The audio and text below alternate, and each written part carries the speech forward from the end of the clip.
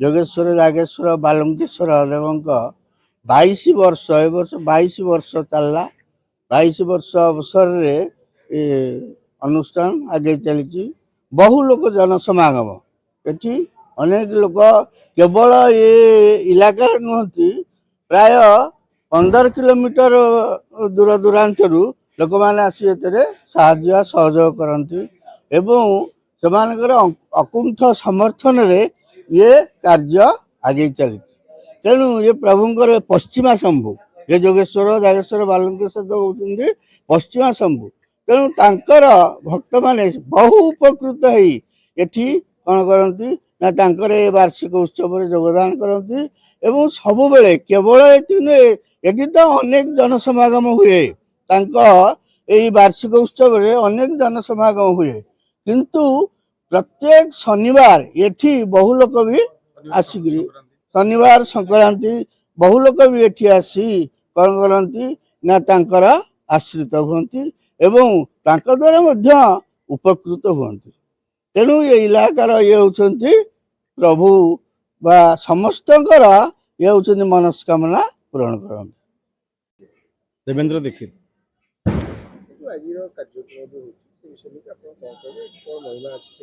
आज्ञा ये तो बहुत बढ़िया आज की 20-22 वर्ष है ये जगन चलती बहुत भक्त आसुँच तथापि प्राय 10-30 लोक भी आयोजन करा पाला हो दासकेटिया हो मेलोडी प्रोग्राम भी हो बहुत ठाकुर बहुत जान यात्रा भी अच्छी जागर अच्छी मकर मकर बेढ़ा अच्छी बहुत कार्यक्रम दोल यात्रा अच्छी बर्तमान आमर जो बदला शासन से मंदिर ठाकुर पानी तोड़ा आसला कार्यक्रम कर बर्तमान ये प्रभु बरात जिते दिन चली आज की 22-23 वर्ष होगा ता इच्छा चलती जिते दिन ता बरात हम से दिन चली पार बर्तमान 31 तारीख आमर पूर्णाहुति आज 28 आरंभ 31 तारीख पूर्णाहुति तापर कलश विसर्जन बर्तमान ये ग्रामर सबू लोक मैंने कर बदला ठारू 25 खंड ठारू बसंतमल ठारू खरजासाही ठारू धरी बहुत लोक पंडुआ साही पांचबाटिया विभिन्न प्रकार पुरी भुवनेश्वर भी लोक आसुँच ये महादेव को समस्त साहाय्य कर मिनिमम पूर्णाहुति दिन आम 30,000 लोक कम होती ऊर्धवर कम मोर जोगेश्वर जागेश्वर बालुंकेश्वर पीठरे किना जड़े जगह हुकुम देते एक आदेश निर्देश ये 22 वर्ष का जगह चलती बहुत दूर दूरांतर लोक आगे आगुरी पालीजर प्रसिद्ध था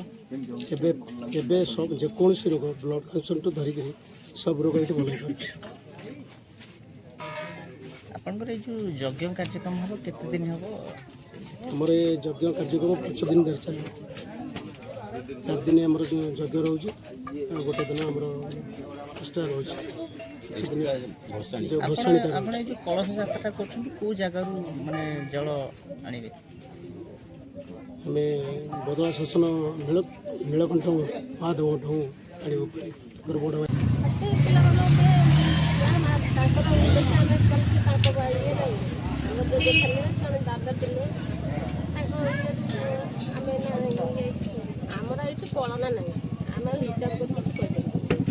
परिवार लोक समस्त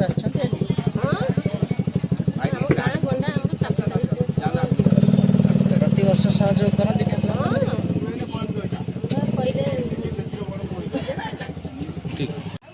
मुझे सुरेंद्र दत्त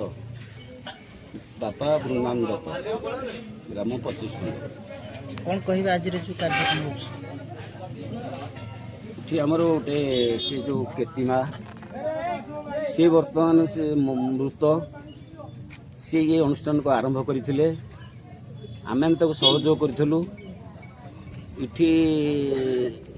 हाराहारी 50 खंड मौजार लोक ये सहयोग करती बिना स्वार्थ इठी चांदा भेदा नहीं सब भिक्षावृत्ति चले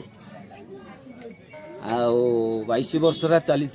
ए वर्ष आमे तो बयस हो गलानी तेणुक नूतन पिला पुले